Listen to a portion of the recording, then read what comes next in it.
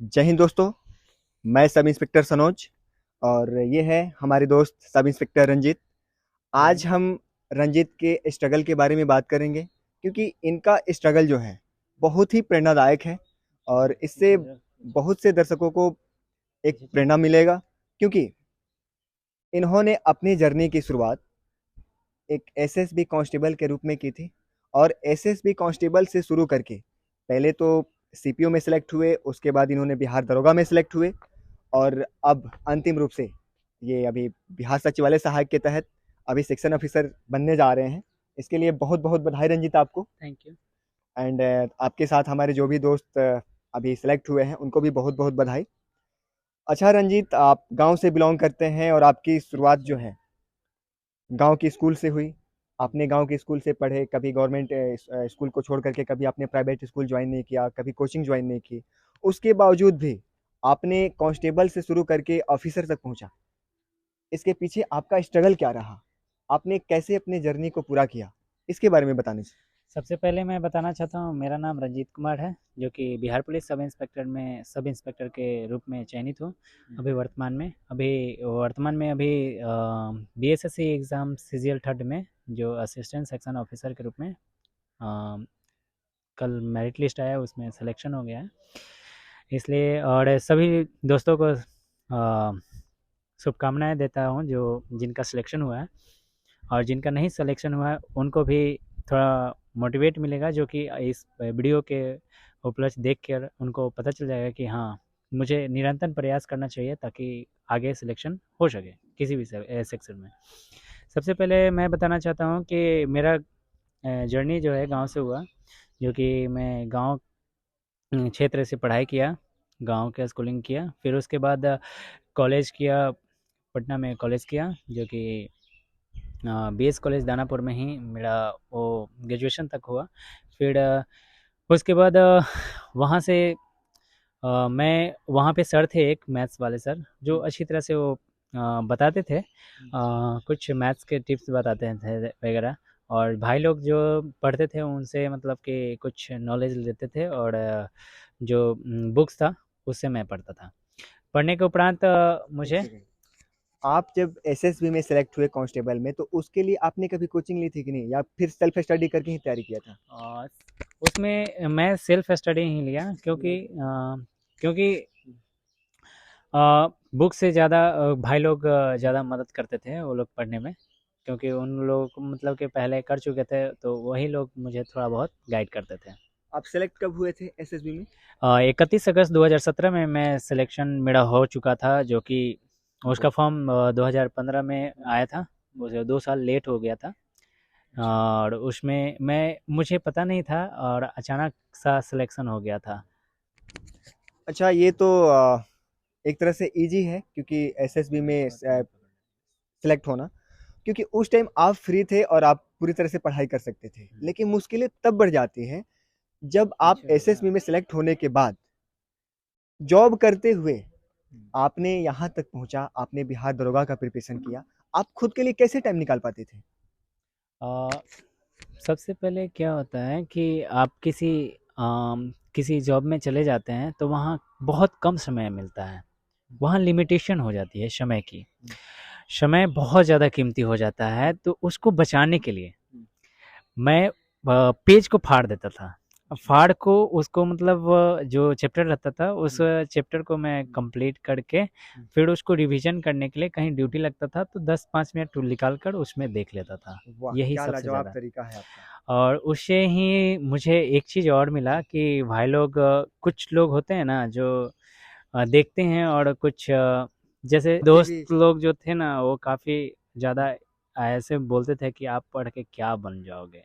अच्छा, अच्छा। तो आज उन लोगों से संदेश देना चाहता हूँ कि ऐसा कभी किसी के साथ मत करिए, नहीं तो वो बंदा अच्छा, आपके साथ डिमोटिवेट हो ऐसा जाएगा। हुआ था, किसी ने कहा था कि आप ये कांस्टेबल से कभी ऑफिसर नहीं बन सकते हो?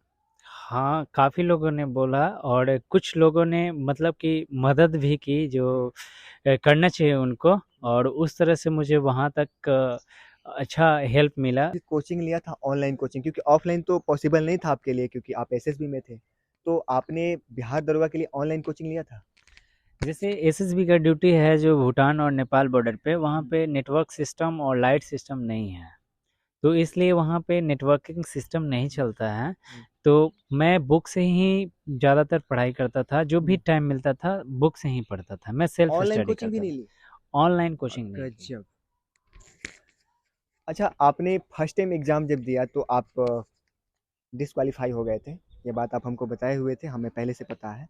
तो आप अपने दर्शकों को ये बताना चाहेंगे कि आप जब डिसक्वालीफाई हुए थे, उस टाइम क्या आपको ऐसा लगा था कि सच में जो हमारे दोस्त कहते हैं कि तुम कांस्टेबल हो और कांस्टेबल ही रहोगे, कभी ऑफिसर का सपना नहीं देखो, ऑफिसर नहीं बन सकते, क्योंकि जो छोटे होते हैं छोटे ही रहते हैं, बड़े बड़े रहते हैं, ऐसा आपको लगा था कि नहीं मेरे से नहीं होगा?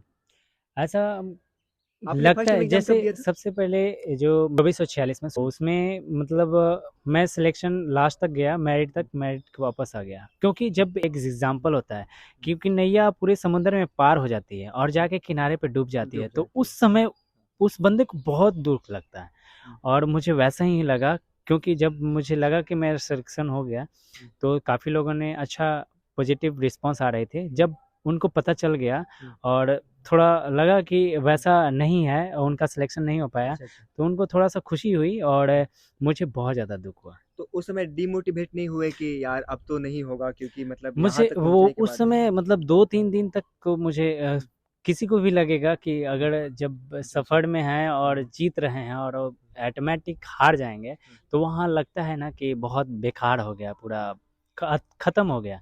लेकिन मैंने क्या किया कि खुद को मतलब मोटिवेट कैसे किए? खुद को इसलिए मोटिवेट किया क्योंकि निरंतर प्रयास, ज़्यादा मार्क्स से नहीं छूटा था, 0.2 मार्क्स से छूटा था। अच्छा, मुझे अच्छा। बहुत बुरा लग रहा था। ओहो! सो लेकिन मैं सैड। ये सोचा कि अगर 0.2 मार्क्स से अगर छूटा है तो इस बार तो पक्का हो ही जाना है। अच्छा। तो इसलिए मैं निरंतर प्रयास करते रहा, और क्योंकि मुझे पैटर्न्स पता हो गए थे, किस तरह से क्वेश्चन आता है, किस तरह से क्या होता है। तो उससे मतलब कि 2446 के बाद जो 2213 का फॉर्म आया था, उसी समय मैं भर दिया, अच्छा। और उसके बाद आगे का प्रोसेस। हमारे बहुत से ऐसे दोस्त, बहुत से ऐसे दर्शक देख रहे होंगे जो कि प्रिपरेशन करते हैं और उनका भी सिलेक्शन कई बार नहीं हुआ है। तो उनके लिए आप क्या कहना चाहेंगे? वो खुद को कैसे मोटिवेट करें, अपने आप को, कि आपके जैसा वो ना सेलेक्ट हो करके भी फिर से सेलेक्ट हो जाए? कोई भी बंदा अगर डिसक्वालीफाई हो जाता है, तो मेरा मैसेज यही है कि आप जो पढ़ते हैं तो उसको निरंतर रखिए। आप कभी बीच में गैप हो जाता है, लेकिन उसको मेंटेन इसमें रखें। रंजित सबसे बड़ा प्रॉब्लम ये हो जाता है ना कि खुद को मोटिवेटेड रखना, हाँ, क्योंकि वहाँ क्योंकि पे बंदा खुद को देखिए, सँभाल नहीं पाता है। एक और चीज़ है कि आप कई वीडियो देखिएगा, एक दिन मोटिवेट होइएगा, 2 दिन मोटिवेट होइएगा, लेकिन अगर अंदर में जीत पाल लीजिएगा मोटिवेशन का खुद के लिए कि हम क्यों नहीं कर सकते हैं, तो आप पक्का 100% कर सकते हैं। यही है सिलेक्शन करने का राज, यही है कि अपने आप में मोटिवेट नहीं होइएगा तब तक मतलब नहीं होगा। आपका जीत आपका जिद बन गया था। हाँ, मेरा जीत बन गया। बिल्कुल। और ये होना भी चाहिए, मैं भी यही कहना चाहूँगा कि अगर आपका जीत आपका जिद बन जाए, तो उसे पूरा करने से कोई नहीं रोक सकता। फाइनली आपने जब बिहार दरोगा में सेलेक्ट हो गया था, मतलब 2213 में अभी जो आप सब इंस्पेक्टर हैं, इसके बावजूद भी आप सैटिस्फाइड नहीं हुए और आपने निरंतर प्रयास जारी रखा, और उसके बाद आप आज बिहार सचिवालय सहायक के तहत आप अभी सेक्शन ऑफिसर में नियुक्त हुए हैं। तो आपने इस बीच कैसे अपना स्ट्रगल किया कि मतलब बहुत सारे लोग जो कि अभी सब इंस्पेक्टर ही हैं और उन्होंने इस चीज़ को नहीं कर पाया, लेकिन आप उनमें से एक अलग ही अपनी छाप दिखा दिए, कैसे? जैसे मैं किसी चीज़ को बोझ नहीं मानता, हुँ, मैं निरंतर प्रयास में विश्वास रखता हूँ। अच्छा। अगर कहीं भी कोई कार्य कर रहे हैं, अगर उसमें प्रयास में बने रहेंगे, तो बिल्कुल कुछ ना कुछ रिजल्ट आएगा ही। इसलिए मैं वहाँ पे रुका नहीं, थमा नहीं, कंटिन्यू अपना पढ़ाई को जारी रखा। एग्ज़ाम दिया, उसमें सिलेक्शन हुआ पीटी का, फिर मेंस हुआ, फिर उसके बाद फाइनली डीवी के लिए बुलाया गया था, फिर सेकंड लिस्ट भी आया था। फिर उसके बाद अभी बुक के अलावा और किसी चीज़ की ज़रूरत नहीं पड़ेगी।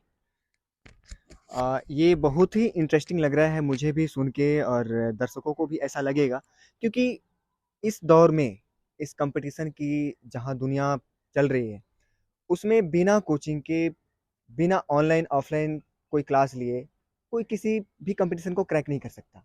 और वहाँ आपने सिर्फ बुक के सहारे, ऐसा लग रहा है कि आप मतलब वो 18वीं शताब्दी वाले स्टाइल में पढ़ते हैं, सिर्फ बुक के सहारे। मोबाइल फ़ोन का भी इस्तेमाल आप बहुत कम करते हैं, ये भी सुनने को मिला मुझे।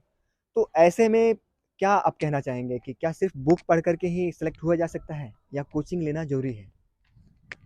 जैसे आप स्टार्टिंग है आपका, तो सबसे पहले है कि आप थोड़ा गाइड ले लीजिए। जो एग्ज़ाम दिए हैं, जो बार-बार निरंतर प्रयास में लगे हैं, उनसे गाइड लीजिए। फिर उसके बाद आपको कोचिंग एक बार ले लेना चाहिए। अच्छा, अच्छा, मतलब आप भी इस बात को कहना चाहेंगे कि कोचिंग ले लेना चाहिए। क्योंकि अगर आप कोचिंग ले लेते हैं तो इधर जो पहले का जो रीडिंग स्किल्स था वो बहुत काफ़ी अच्छा था। अभी जो है कि मतलब बहाव में बह जाना, जैसे किसी बहाव में बह जाना, वैसा मत करिए। अगर वैसा करिएगा तो आप वहीं थम जाइएगा, क्योंकि एक बार आप कोचिंग ले लीजिए तो बढ़िया रहेगा। चलिए, आपसे आपके स्ट्रगल में सबसे बड़ी चीज़ अगर ये जानने को मिला, तो ये कि आज की दुनिया जहाँ कॉम्पिटिशन फाइट करने के लिए बिना कोचिंग का नहीं कुछ कर सकती, वहाँ आपने सिर्फ बुक के सहारे इतना बड़ा उपलब्धि पाई, और एक नहीं, दो नहीं, चार-चार। ऐसे में बहुत सारे लोगों को ये इंस्पायरेशन मिलेगा कि जो बहुत से हमारी सोसाइटी के अंदर बहुत से ऐसे बच्चे हैं, जो कि कोचिंग भी नहीं ले सकते। इतनी मतलब उनके साथ प्रॉब्लम है। तो ऐसे में हम ये जानना चाहेंगे आपसे कि आप वो कौन-सी ऐसी बुक पढ़ते थे, जिसके सहारे आपने कोचिंग को भी इग्नोर किया, आपने कभी कोचिंग क्लासेस नहीं की, आपने कभी मोबाइल पे वीडियो नहीं देखा, और सिर्फ़ उन्हीं बुक के सहारे आपने 4-4 एग्ज़ाम क्रैक किया, और वो भी अच्छे-अच्छे एग्ज़ाम, जिसको क्रैक करने के लिए पटना रह के लोग पढ़ते हैं, दिल्ली रह के पढ़ते हैं, वगैरह-वगैरह बहुत सी जगहों से तैयारी करते हैं। यही कहना चाहता हूँ कि किसी भी सिलेक्शन के लिए कोई भी किसी चीज़ का एग्ज़ाम देते हैं तो उसका क्वेश्चन बैंक सबसे ज़्यादा इम्पोर्टेंट होता है। अच्छा। क्वेश्चन बैंक से आप उससे रिलेटेड जो बुक्स आता है, उससे रिलेटेड बुक को आप कंटिन्यू करिएगा। मैथमेटिक है, आपको मतलब कि उस क्वेश्चन को आप सॉल्यूशन में आ जाएगा, माइंड में आ जाएगा, तो आप अच्छे से आप कंप्लीट कर सकते हैं। कुछ बुक्स का नाम लेंगे आप? जैसे है लुसेंट, जो कि अच्छा। पूरा वो तो पूरे बिहार तो बिहार के लिए, मतलब लुसेंट का तो फिर पूछना ही नहीं। और हाँ, ठीक। जैसे बिहार के लिए जो है सबसे ज़्यादा इम्पोर्टेंट लुसेंट ही है। और मेरा मेरा तो उसके साथ है कि घटना चक्र, करंट अफेयर्स, मतलब मैथ्स करंट अफेयर्स का तो रोल बहुत बड़ा आपके बहुत समय है। से है। हाँ, रीजनिंग हो गया, रीजनिंग का बुक हो गया, मतलब शॉर्ट लिस्टेड जो बुक है वो उसका सबसे ज़्यादा इम्पोर्टेंट है होता है। हाँ, चलिए, ये आपका डायलॉग मैं फिर से लास्ट में दोहराऊंगा कि अगर जीत जीत बन जाए तो वो पूरा होके ही रहेगा। ये रंजीत का कहना है, और इन्हीं बातों के साथ मैं रंजीत आपका बातचीत स्टॉप करना चाहूँगा, क्योंकि अभी आपको बहुत सारे काम भी हैं। लास्ट में फिर से बहुत बहुत बधाई, बहुत ढेर सारी शुभकामनाएं आपको। Thank you sir. और जय हिंद दोस्तों। मैं उम्मीद करूंगा कि आप भी इनकी तरह बने।